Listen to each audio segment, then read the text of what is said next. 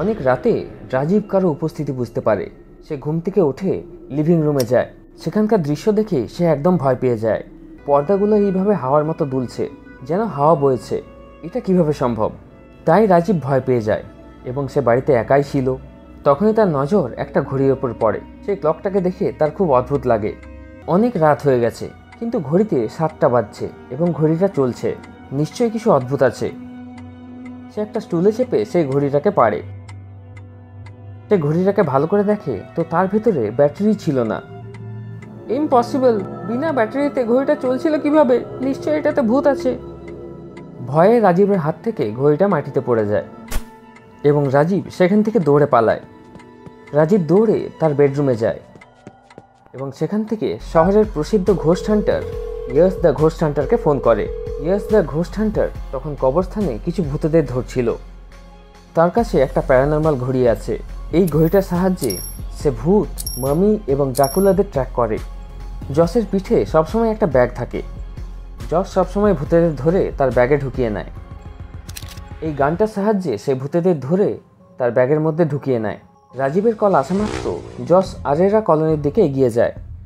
জসের কাছে একটা স্পেশাল বাইকও আছে, যা অন্ধকারেও রাস্তা খুঁজে নেয়। কবরস্থান থেকে আরেরা কলোনি পৌঁছানোর জন্য 3টে রাস্তা ছিল। প্রথম রাস্তা ফ্লাইওভার দিয়ে যায়। এটা সবচেয়ে শর্টকাট রাস্তা, কিন্তু এখানে দিনের বেলায় প্রচুর ভিড় হয়। দ্বিতীয় রাস্তা রেলওয়ে লাইন দিয়ে যায়, কিন্তু এটা পুরো কাঁচা রাস্তা। এবার যদি ট্রেন চলে আসে তাহলে অনেক দাঁড়াতে হতে পারে। তৃতীয় রাস্তায় কনস্ট্রাকশনের কাজ চলছে, তাহলে হতে পারে সেই রাস্তাটা বন্ধ আছে। তো জস প্রথম রাস্তাটা বেছে নেয় এবং রাজীবের বাড়ি পৌঁছে যায়। রাজীব তার বেডরুমে চাদর ঢাকা নিয়ে শুয়েছিল এবং খুব ভয়ে ছিল।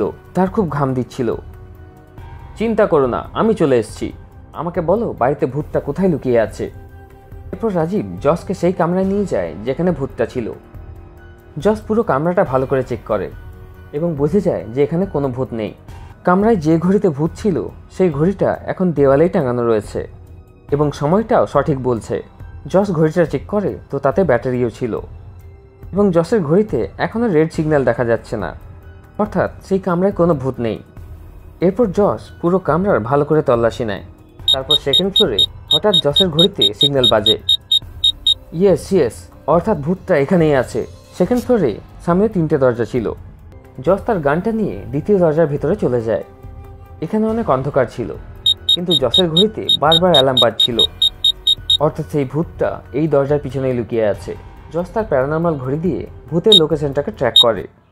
জসের ঘড়ি বলে 10 মিটারের মধ্যে সেই ভূতটা লুকিয়ে আছে। তুমি এখান থেকে পালিয়ে যেতে পারবে না, আমি তোমাকে ধরেই ফেলবো। জস তখন কামরায় একটা সুইচ দেখতে পায়। এই সুইচটা সে অন করে দেয়। কামরার লাইটটা অন হওয়া মাত্র জস বুঝে যায় যে ভূতটা কোথায় লুকিয়ে আছে। সামনে দেওয়ালে লাগানো ছবিটাকে ভালো করে দেখো। ছবিতে ওই লোকটার হাতটা অনেক ফর্সা লাগছে, কিন্তু মুখটা অনেক কালো আছে। কিন্তু এটা কিভাবে সম্ভব? যার হাত এত ফর্সা তার মুখটা এত কালো কি করে হতে পারে? হতে পারে ভূতটা এখানেই লুকিয়ে আছে।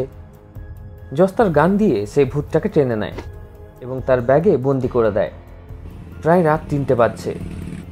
জস সেই ভূতটাকে ব্যাগে ভরে বাড়ি ফিরতে শুরু করে। তখনই রাস্তায় জস একটা মেয়েকে দাঁড়িয়ে থাকতে দেখে। এত রাতে এই মেয়েটা এখানে কি করছে? জস কিছু করার আগেই সেই মেয়েটা সামনের একটা জঙ্গলে গায়েব হয়ে যায়।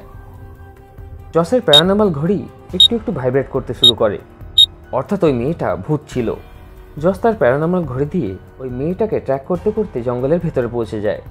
জস তার ঘড়ির ডাইরেকশনটা ফলো করতে করতে জঙ্গলে এগিয়ে যায় এবং সেই ভৌতিক মেয়েটার কাছে পৌঁছে যায়। এই মেয়েটা একটা গাছের পিছনে লুকিয়ে আছে। জস বুঝে যায় এবং তাকে ধরার জন্য তার গানটা বাইরে বার করে। তখনই পাশ থেকে একটা অন্য ভূত উড়ে আসে এবং জসের গানটাকে নিয়ে চলে যায়। আমার গানটা ফেরত দাও, নইলে তোমাকে মেরে ফেলবো। তখনই সেই ভৌতিক মেয়েটা উড়ে জসের সামনে চলে আসে। তুমি তোমার ব্যাগে যাকে ধরে রেখেছ সে আমার বয়ফ্রেন্ড, তাকে ছেড়ে দাও। আচ্ছা ঠিক আছে, আমি তোমার বয়ফ্রেন্ডকে ছেড়ে দেবো, কিন্তু আমার গানটা ফেরত দাও।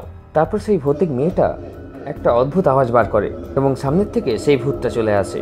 এই 3জন ভূত বন্ধু ছিল এবং বন্ধুকে জসের হাত থেকে বাঁচানোর জন্য তারা তার গানটা নিয়ে নিয়েছিল। জস তার ব্যাগটা খুলে এবং সেই ভূতটাকে ছেড়ে দেয়। তার বদলে সেই ভূতটা জসের গানটা ফেরত দিয়ে দেয়। গান পাওয়া মাত্র জস সেই গার্লফ্রেন্ড বয়ফ্রেন্ড ভূতটাকে তার ব্যাগে ঢুকিয়ে নেয়। তো সেই তৃতীয় ভূতটা গানের রেঞ্জ থেকে বাইরে চলে যায়। জস তার পিছু করে, কিন্তু সেই ভূতটা সামনের একটা বিল্ডিংয়ে ঢুকে যায়। জস তার প্যারানর্মাল ঘড়ি দিয়ে সেই ভূতটাকে ট্র্যাক করতে করতে সেই বিল্ডিংয়ে চলে যায়। সেখানে 4 জন মানুষ ঘুমোচ্ছিল, কিন্তু জস বুঝে যায় এদের মধ্যে ভূত কে। জস তখনই তার গান দিয়ে সেই ভূতটাকে টেনে ঢুকিয়ে নেয় এবং তার ব্যাগে বন্দি করে দেয়। চিন্তা করো না, আমি তোমাদের 3 জনকে একসাথেই রাখবো, কারণ তোমরা 3 জন বন্ধু। জস তার বাড়ি যায় এবং 3টে ভূতকে জারে ভরে দেয় এবং আরাম করে শুয়ে পড়ে। রাহুলের প্রায় রাত 12টার সময় তেষ্টা পায়। সে কিচেনে যায়, কিন্তু ফ্রিজে জল ছিল না এবং হাঁড়িতেও জল ছিল না। সে উপরে গিয়ে টর্চ দিয়ে ট্যাঙ্কিটাকে চেক করে, তো সেখানেও জল ছিল না। কাল রাতে তো ট্যাঙ্কিতে জল ভরেছিলাম, জলটা গেল কোথায়? তখনই পাশের একটা গর্তে সে কারো স্নান করার আওয়াজ পায়। সে টর্চ দিয়ে দেখে এবং ভয় পেয়ে যায়। কালকে তো এই গর্তটা খালি ছিল, এখানে জল কি করে এলো? ভূত ভূত ভূত! রাহুল একদম ভয় পেয়ে যায় এবং ভয়ে নিচে চলে যায় এবং তার ঘরের দরজা বন্ধ করে একটা কোণে লুকিয়ে পড়ে। রাহুল ভয়ে ঘেমে একদম ভিজে গেছিল। রাহুল কোনোভাবে ওঠে এবং কামরার ফ্যানটা অন করে, কিন্তু ফ্যানটা চালু হওয়া মাত্র রাহুল বুঝে যায় যে তার রুমে একটা ভূত ঢুকে পড়েছে। ফ্যানটাকে ভালো করে দেখো, এটা উল্টো দিকে ঘুরছে। এটা কিভাবে সম্ভব? পিছনে একটা ছায়াও দেখা যাচ্ছে।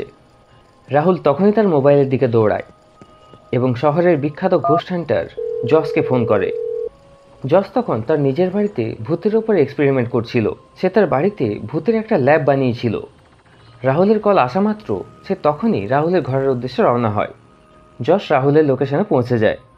জস ঘরের ভেতরে প্রবেশ করে, কিন্তু রাহুলকে কোথাও দেখতে পায় না। জস পুরো বাড়িতে অনেকক্ষণ ধরে তল্লাশি চালায়, কিন্তু সে রাহুলকে কোথাও দেখতে পায় না। এরপর জস একটা অন্ধকার কামরায় যায় এবং সেখানকার লাইটটা জ্বালিয়ে দেয় এবং বুঝে যায় যে রাহুল এই কামরায় লুকিয়ে আছে। জস আলমারিটা খোলে, তো রাহুল আলমারির কাপড়ের পেছনে লুকিয়ে আছে। আপনি এসে গেছেন, আমি তো ভাবলাম ওই ভূতটা এসে গেছে। তারপর রাহুল জসকে নিজের কামরায় নিয়ে যায়, কিন্তু জসের প্যারানর্মাল ঘড়িতে রেড সিগন্যাল আসে না, অর্থাৎ সেখানে কোনো ভূত নেই।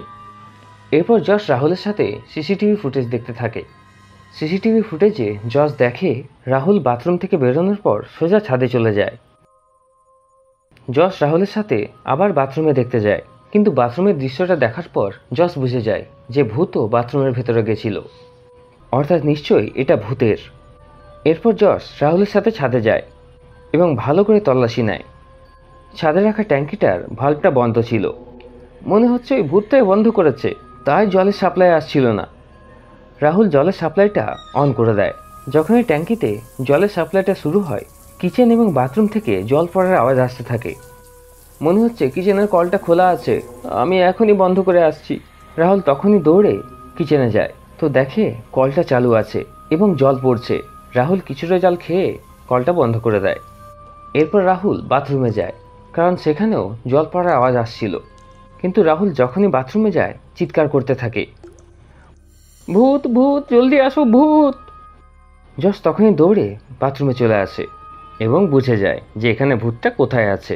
বাথরুমের কলটা বন্ধ আছে, কিন্তু তাও সেটা থেকে জল পড়ছে। এটা কিভাবে সম্ভব? অর্থাৎ নিশ্চয়ই এইসব ভূত করেছে। তখনই জসের ঘড়িটা ব্লিঙ্ক করতে থাকে। জস তখনই তার ঘড়ি দিয়ে ভূতের লোকেশনটা ট্র্যাক করে, তো ভূতের লোকেশন 8 মিটার নিচে দেখাচ্ছিল। জস কনফিউজ হয়ে যায় এবং তার কিছু গন্ডগোল মনে হয়। তখনই রাহুল জসকে বলে, স্যার আমার বাড়ির নিচে একটা বেসমেন্টও আছে। জস তখনই সব কিছু বুঝতে পেরে যায়। তখনই সে রাহুলের সাথে বেসমেন্টে পৌঁছে যায়। বেসমেন্টে অনেক অন্ধকার ছিল, কিন্তু জসের ঘড়িতে বারবার রেড অ্যালার্ম বাজছিল, অর্থাৎ ভূত এখানেই আছে। রাহুল সেখানকার লাইটটা অন করে। লাইট অন হওয়া মাত্র জস তখনই বুঝে যায় যে ভূতটা কোথায় লুকিয়ে আছে। কিন্তু টেবিলের নিচে কাঠের টুকরোটাকে দেখো, কাঠের টুকরোটা মাটিতে নেই, সে হাওয়াতে ভাসছে, অর্থাৎ নিশ্চয়ই সেই ভূতটা টেবিলের নিচে লুকিয়ে আছে। জস যখনই সেই ভূতটাকে ধরার জন্য তার বন্দুকটা বার করে, সেই ভূতটা কাঠের টুকরোটা ছুঁড়ে মারে এবং জসের হাত থেকে বন্দুকটা নিচে পড়ে যায়। সুযোগ পেয়ে সেই ভূতটা বেসমেন্ট থেকে সোজা বাইরে বেরিয়ে যায়। জস তখনই তার বন্দুকটা তোলে এবং সেই ভূতটার পিছু নেয়। জস সেই ভূতটার পিছু করতে করতে কবরস্থানে পৌঁছে যায়। জস তার ঘড়ি দিয়ে ভূতের লোকেশন ট্র্যাক করে, তো জসের ঘড়িটা 50 মিটার রেডিয়াসে সেই ভূতটার লোকেশন বলছিল। এই কবরস্থানটা 50 মিটার রেডিয়াসে ছড়িয়ে আছে, অর্থাৎ ভূতটা এখানেই কোথাও লুকিয়ে আছে।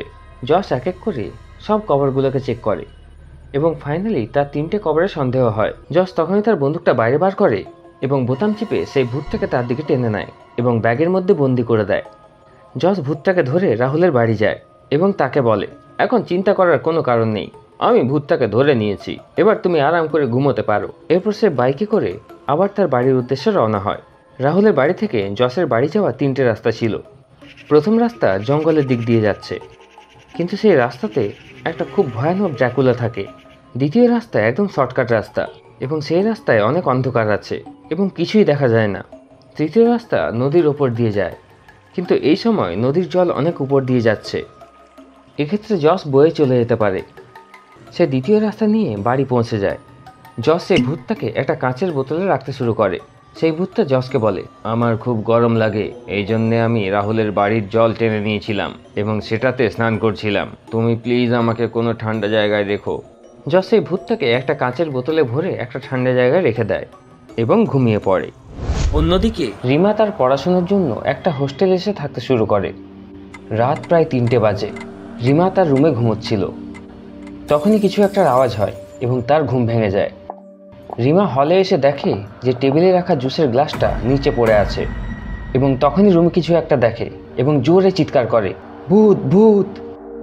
তারপর জস দ্য ঘোস্ট হান্টারকে ফোন করে ডেকে নেয়। দেওয়ালে জুতোর চিহ্ন রয়েছে, তাই তার মনে হয় যে রুমে ভূত আছে। অন্যদিকে জস দ্য ঘোস্ট হান্টার রিমার বাড়ির উদ্দেশ্যে রওনা হয়। জসের কাছে তার বাইক, ভূত ধরার জন্য বন্দুক এবং একটা ঘোস্ট ডিটেক্টর ঘড়িও আছে। কিছুক্ষণের মধ্যেই জস রিমার হোস্টেলের সামনে পৌঁছে যায়। সেখানে পৌঁছানো মাত্র জসের ঘড়িটা জোরে জোরে আওয়াজ করতে থাকে। এটা কি এত জোরে আওয়াজ করছে? অর্থাৎ এখানে অনেক ভূত রয়েছে। তারপর একে একে সব ভূতেদের অ্যাটাক করে তাদেরকে বন্দি করে নেয়। তারপর হোস্টেলের ভেতরে চলে যায় এবং রিমার রুমে যায়। রিমাকে সে বেডের নিচে দেখতে পায়, যার হাতে এবং মাথায় চোট লেগেছিল। জসকে দেখে রিমা সব কথা খুলে বলে যে দেওয়ালে সে জুতোর চিহ্ন পেয়েছিল, কিন্তু জস যখন দেওয়ালে দেখে তখন দেওয়ালে কোনো চিহ্ন ছিল না এবং সব জিনিস সেখানেই ছিল। আমি সত্যি কথা বলছি, আমি ভূত দেখেছিলাম। আমি মানছি যে আপনি সত্যি কথা বলছেন। অর্থাৎ নিশ্চয়ই কোনো ভূত ছিল যেটা দেওয়ালে চড়েছিল, কিন্তু এখন জসের ঘড়িতে কোনো সিগন্যাল আসছে না, অর্থাৎ এখানে কোনো ভূত নেই। জস তাও রিমার রুমটাকে ভালো করে দেখে, কিন্তু সে কোনো ভূতই পায় না। জস তার রুম থেকে বাইরে যেতে শুরু করে, তখনই তার ঘড়িটা আওয়াজ করতে শুরু করে এবং সেটা থেকে লাইট বেরোতে শুরু করে। জস এবং রিমা তার ঘড়ির ডাইরেকশনটা ফলো করতে করতে হোস্টেলে এগিয়ে যেতে থাকে এবং দরজা নম্বর 13 সামনে দাঁড়িয়ে পড়ে। জস রিমাকে জিজ্ঞেস করে, এই রুমে কে থাকে? তখন রিমা বলে, এখানে কেউ থাকে না, সবাই বলে রুম নাম্বার 13 হলো অদ্ভুত, তাই এই রুমটা অনেক বছর ধরে বন্ধ আছে। জস রুমে যাওয়ার জন্য প্রস্তুত হয় এবং জস সেই অভিশপ্ত রুমে ঢুকে পড়ে। পুরো রুমটা ধুলোতে ভরা ছিল, মাকড়সার জাল আটকে ছিল। রিমা একটু ভয় পেয়ে যায়। এখানে তো কিছুই নেই, এখান থেকে চলুন, অন্য কোথাও দেখি, মনে হচ্ছে ভূতটা পালিয়ে গেছে। তখনই জস বলে, না, ভূতটা এখানেই আছে। জস তার বন্দুকটা সোফার দিকে করে, কিন্তু জস বন্দুকটা চালানোর আগেই পুরো রুমে ধুলোতে ভরে যায় এবং জস কিছুই দেখতে পায় না। এরই মধ্যে সেই ভূতটা জসের উপর হামলা করে দেয়, তার ফলে জস দূরে গিয়ে পড়ে। তখনই জস রিমার চিৎকারের আওয়াজ পায়, বাঁচাও বাঁচাও। জস সেই আওয়াজের দিকে যায় এবং রিমাকে পেয়ে যায়। সে রিমার হাতটা ধরে তাকে রুমের বাইরে নিয়ে আসে। তারা বাইরে আসা মাত্রই ধুলোটা সম্পূর্ণ গায়েব হয়ে যায়।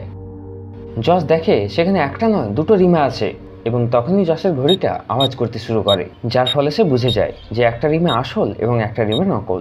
সে তার বন্দুকটা তোলে এবং রিমার দিকে তাক করে। তখন প্রথম রিমা বলে, জস, এটা আমি তোমাকে ফোন করে ডেকেছিলাম। এবং দ্বিতীয়জন বলে, জস এ মিথ্যে কথা বলছে, আমি রিমা, যে তোমার সাথে কথা বলেছিল। দুজনের কথা শুনে এবং তাদের দেখে জস বুঝে যায় যে আসল রিমা কে এবং ভূত কে।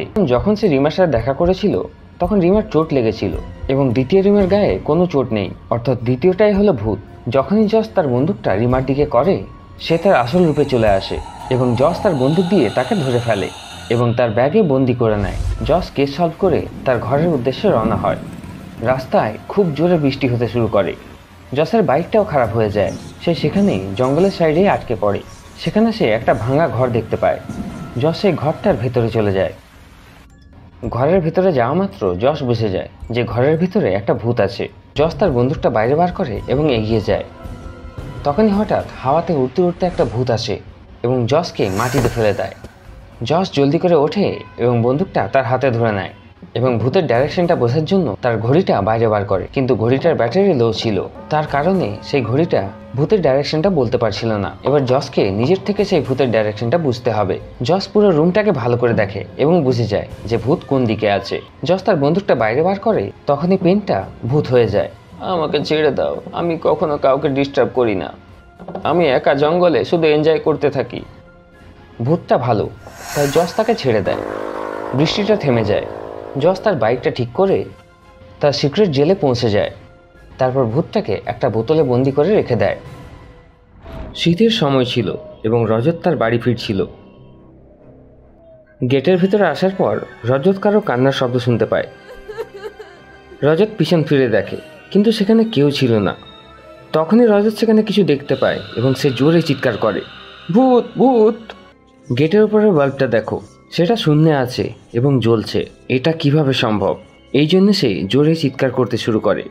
রজত তখনই জস দ্য ঘোস্ট হান্টারকে ফোন করে সব কথা বলে দেয় এবং জসও রজতের সোসাইটির উদ্দেশ্যে রওনা হয়।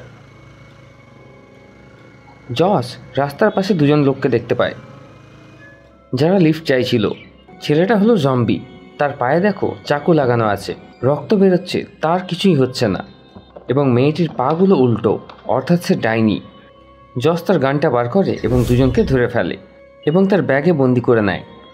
জস সেখান থেকে বেরিয়ে সোজা রজতের সোসাইটিতে পৌঁছে যায়।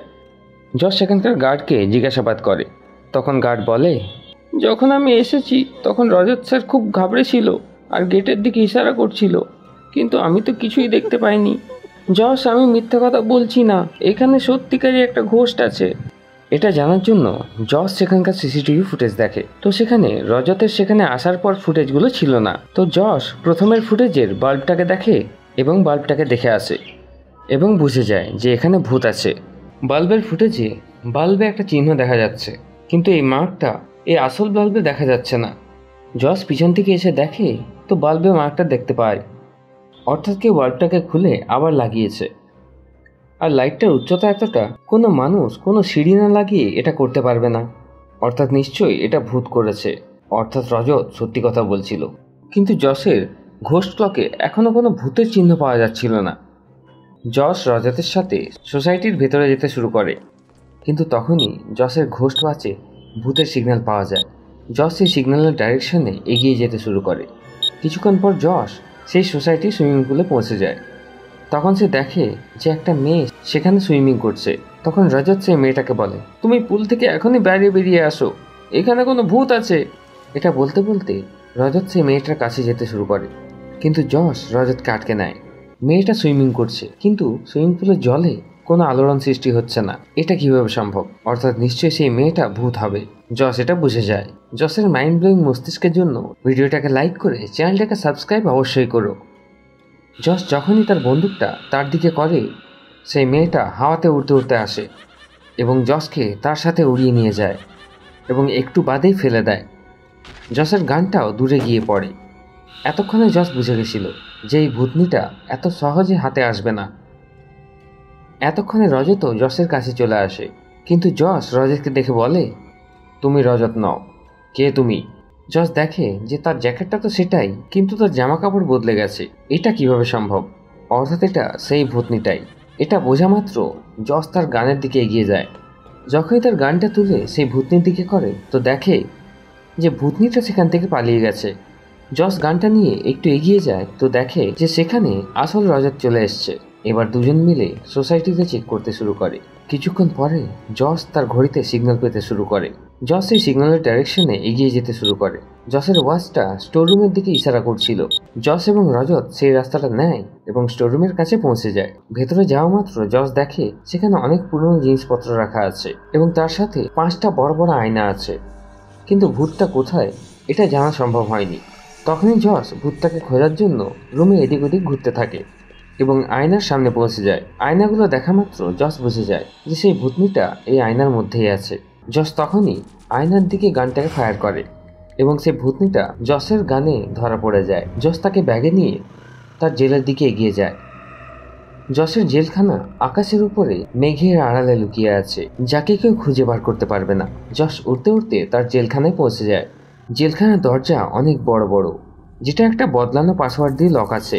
যশ কোডটা প্রেস করে ভেতরে যায় এবং ভূতনিটাকে রাখতে শুরু করে। তো দেখে একটা বোতল নিচে পড়ে আছে এবং সেটা খোলা আছে, অর্থাৎ কোনো ভূত এই বোতল থেকে বাইরে চলে এসছে। এবার ভূত তো বাইরে চলে এসছে, কিন্তু সে জেলখানার থেকে বাইরে যেতে পারবে না।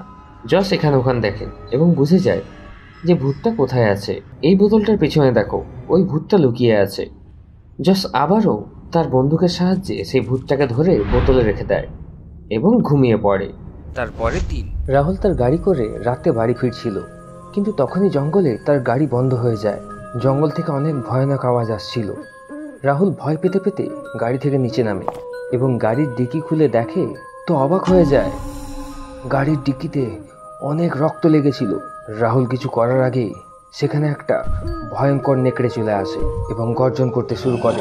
রাহুল মোবাইলে টর্চ দিয়ে সেই ভূতটাকে দেখার চেষ্টা করে। তার লাল লাল চোখ ছিল। ভূত ভূত ভূত, নেকড়ে নেকড়ে। যখন রাহুল টর্চ জ্বালিয়ে সেই নেকড়েটাকে দেখে তো তার ছায়া সৃষ্টি হচ্ছিল না, কিন্তু এটা কিভাবে সম্ভব? অর্থাৎ সে নেকড়ে ভূত। রাহুল ভয়ে সেখান থেকে পালাতে শুরু করে। দৌড়তে দৌড়তে রাহুল জঙ্গলের মধ্যে একটা পুরনো বাড়ি দেখতে পায়। বাড়ির ভিতরে লাইট জ্বলছিল। রাহুল তখনই সেই বাড়ির ভিতরে প্রবেশ করে। ঘরটা অনেক ভয়ানক ছিল। কেউ আছে? কেউ আছে এই বাড়িতে? রাহুলের আওয়াজ শুনে সিঁড়ি দিয়ে একটা বয়স্ক মহিলা নেমে আসে। তার হাতে একটা মোমবাতি ছিল। কি ব্যাপার বাবা, এত রাতে তুমি এখানে কি করছো? মাসিমা, কি আর বলবো আপনাকে, জঙ্গলের মধ্যে একটা ভুতুড়ে নেকড়ে দেখেছিলাম, কোন রকমের প্রাণ বাঁচিয়ে এসেছি। তখন সে বয়স্ক মহিলা রাহুলকে বলে, তুমি রাতে এখানেই থেকে যাও, সকাল হওয়া মাত্র এখান থেকে চলে যাবে। এরপর রাহুল ওই বয়স্ক মহিলার দেওয়া খাবার খায়। খাবারটা খেতে খেতে রাহুলের নজর ঘরের জানলায় পড়ে এবং রাহুল বুঝে যায় যে এই বাড়িতেও ভূত আছে। জানলাটা খোলা আছে, পর্দাটা হাওয়াতে নড়ছে, কিন্তু মোমবাতির শিখাটা একদম সোজা আছে। এটা কিভাবে সম্ভব? রাহুল বুঝে যায় যে বয়স্ক মহিলাটাও ভূতেদের সাথে আছে। রাহুল চুপচাপ খেতে খেতে মোবাইলটা বার করে এবং জস দ্য ঘোস্ট হান্টারকে একটা মেসেজ করে তার লোকেশন জানিয়ে দেয়।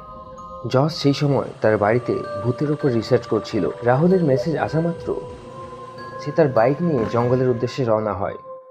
জস যখনই জঙ্গলের মধ্যে প্রবেশ করে সে একটা নেকড়েকে দেখতে পায়। নেকড়েকে দেখা মাত্র জস বুঝে যায় যে এটা একটা ভুতুড়ে নেকড়ে। এই নেকড়ের মধ্যে মনে হচ্ছে কোনো ভূত আছে। জসের গাড়ির লাইট ওই নেকড়ের চোখে পড়ছে, কিন্তু তার চোখটা জ্বলছে না। কিন্তু এটা কিভাবে সম্ভব?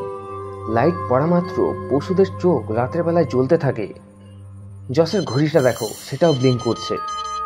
জস তার গানটা বার করে, কিন্তু ততক্ষণে সেই নেকড়েটা লাফ মেরে গাছের উপরে চেপে যায় এবং গাছের একটা ডাল ভেঙে জসের দিকে ফেলে। জস নিজেকে বাঁচানোর জন্য লাফ মেরে দেয় এবং বাইক থেকে নিচে পড়ে যায়। এই ভূতটা তো খুবই শক্তিশালী মনে হচ্ছে, কিছু একটা করতে হবে। তখনই জস তার পকেট থেকে একটা ফায়ার গুলি বার করে এবং সেই ভৌতিক নেকড়ের উপরে ছুঁড়ে মারে। আগুনের গোলা লাগা মাত্র সেই নেকড়ের গায়ে আগুন লেগে যায় এবং সে সেখান থেকে পালিয়ে যায়। এবার জঙ্গলে এগিয়ে যাওয়ার জন্য জস তিনটে রাস্তা দেখতে পায়। জস প্রথম রাস্তাটা নেয় এবং জঙ্গলে এগিয়ে যায়। তখনই জস সামনে একটা বাড়ি দেখতে পায়, যেখান থেকে রাহুল জসকে মেসেজ করেছিল। জস লোকেশনটা কনফার্ম করে এবং বাড়ির ভেতরে চলে যায়। রাহুল, তুমি কোথায়? আমি জস দ্য ঘোস্ট হান্টার। জসের আওয়াজ শুনে সেই বয়স্ক মহিলাটা নিচে নেমে আসে। বাবা, কে তুমি? জেঠিমা, আমি জস দ্য ঘোস্ট হান্টার, এখানে আমি রাহুলকে খুঁজছি। বাবা, রাহুল তো অনেকক্ষণ আগেই বেরিয়ে গেছে। কিন্তু এই বয়স্ক মহিলার কথা শুনে জসের তার উপর সন্দেহ হয়। রাহুল ভয় পেয়েছিল, এটাই স্বাভাবিক। সে বাড়ি ছেড়ে জঙ্গলের মধ্যে যাবে না সেই ভয়ানক নেকড়ের শিকার হতে। অর্থাৎ নিশ্চয়ই সেই বয়স্ক মহিলাটা মিথ্যা কথা বলছে। কিন্তু ইনি তো ভূত নন, তাহলে তিনি মিথ্যা কথা কেন বলছেন? জসের ঘড়িটা সিগন্যাল দিচ্ছে না, অর্থাৎ সেই বয়স্ক মহিলাটা ভূত তো নয়। সত্যি করে বলুন, আপনি কে? আমি হলাম ভূতের রক্ষাকর্তা, আর আমি হলাম ভূতের শিকারী। আজ আমি তোমাকে বানিয়ে দেব ভিখারি। তখনই জস একটা ফায়ার গুলি বার করে এবং বয়স্ক মহিলার দিকে ছুঁড়ে মারে, কিন্তু সেই বয়স্ক মহিলাটা তার জাদু দিয়ে সেই গুলিটাকে গায়েব করে দেয়। আরে বাহ, এই বয়স্ক মহিলা তো আবার জাদুও করে। জস কিছু করে ওঠার আগেই সেই বয়স্ক মহিলাটা তার জাদু দিয়ে জসকে ছোট করে দেয় এবং একটা কাঁচের বোতলে বন্দি করে দেয়। বোতলের মধ্যে রাহুলও বন্দি ছিল। স্যার, আমি আপনাকে মেসেজ করেছিলাম। এই বয়স্ক মহিলাটা আমাকে মায়াবী খাবার খাইয়ে ছোট করে দেয় এবং বোতলে বন্দি করে দেয়। চিন্তা করো না, আমি তোমাকে এখান থেকে বার করে নেব। এরপর জস তার প্যারানর্মাল ঘড়ি দিয়ে একটা লাল রঙের রেডিয়েশন বার করে এবং সেই কাঁচের বোতলটা ভেঙে যায়। কাঁচের জারটা থেকে বাইরে বেরোয় মাত্র জস এবং রাহুল আবার বড় হয়ে যায়, কিন্তু তখনই দুটো ভূত তাদের উপর অ্যাটাক করে দেয়।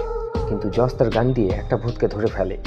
জসের পাওয়ার দেখে দ্বিতীয় ভূতটা ভয় পেয়ে যায় এবং একটা কামরায় গিয়ে লুকিয়ে পড়ে। জস তার পিছু করতে করতে একটা কামরায় পৌঁছে যায়। কল থেকে জল একটা বালতিতে পড়ছে এবং বালতিটা পুরো ভরে গেছে, কিন্তু তবুও জল মাটিতে পড়ছে না, অর্থাৎ ওই ভূতটা বালতির জলটা খাচ্ছে। জস তার বন্দুক দিয়ে তাকে ধরে ফেলে। বলো, তোমাদের রক্ষাকর্তা কোথায়? সেই সময় পিছনের গুহাতে যজ্ঞ করে সব ভূতেদের ডাকছে যাতে তোমাকে মারতে পারে। জস এবং রাহুল জঙ্গলের পিছনের গুহাতে পৌঁছে যায়। ওই গুহার মধ্যে ওই বয়স্ক মহিলার পাশে ওই ভুতুড়ে নেকড়েটা দাঁড়িয়েছিল এবং সেই বয়স্ক মহিলাটা একটা যজ্ঞ করছিল। এটা তো সেই নেকড়ে যাকে আমি জঙ্গলে দেখেছিলাম। আমি জানি এই নেকড়েটা অনেক শক্তিশালী। আমাকে কোনো মতে এই যজ্ঞটাকে আটকাতেই হবে, নইলে এখানে অনেক ভূত চলে আসবে এবং এতগুলো ভূতকে ধরা অনেক কঠিন হয়ে যাবে। গুহার ভেতরে মৌমাছির একটা বড় চাক রয়েছে। জস একটা পাথর তুলে সেই মৌমাছির চাকে মেরে দেয়। তারপর সব মৌমাছি মিলে সেই বয়স্ক মহিলার উপর অ্যাটাক করে দেয়। সুযোগ বুঝে জস তার বন্দুক দিয়ে সেই ভৌতিক নেকড়েটাকে ধরে ফেলে এবং তার ব্যাগে ভরে নেয়। অন্যদিকে মৌমাছিরা ওই বয়স্ক মহিলার পুরো শরীরে ছড়িয়ে পড়ে। জস আবারও ফায়ারগুলি বার করে এবং বয়স্ক মহিলার দিকে ছুঁড়ে মারে, যার ফলে সব মৌমাছি সেখান থেকে পালিয়ে যায়। এবার এই বয়স্ক মহিলাটার কি করব? ইনি ভূত নন, তাহলে এনাকে ধরবো কি করে? কিন্তু তখনই রাহুল জসকে বলে, যদি আমরা একে ডিটেকটিভ মেহুলের হাতে তুলে দিই। হ্যাঁ হ্যাঁ, একদম সঠিক কথা বলেছো তুমি। এরপর জস তখনই মেহুলকে ফোন করে। জসের কল আসা মাত্র মেহুল সেখানে পৌঁছে যায় এবং সেই বয়স্ক মহিলাটাকে ধরে পুলিশের হাতে তুলে দেয়। চলো রাহুল, তোমাকে তোমার বাড়িতে ড্রপ করে দিই। এরপর জস রাহুলকে নিয়ে শহরের দিকে আসতে থাকে। জস রাহুলকে ড্রপ করে তার ভূতিস্থানের উদ্দেশ্যে রওনা হয়। সেখানে পৌঁছে বাকি ভূতগুলোকেও বোতলে বন্দি করে দেয় এবং ভৌতিক নেকড়েটাকে একটা খাঁচায় বন্দি করে দেয় এবং শুয়ে পড়ে।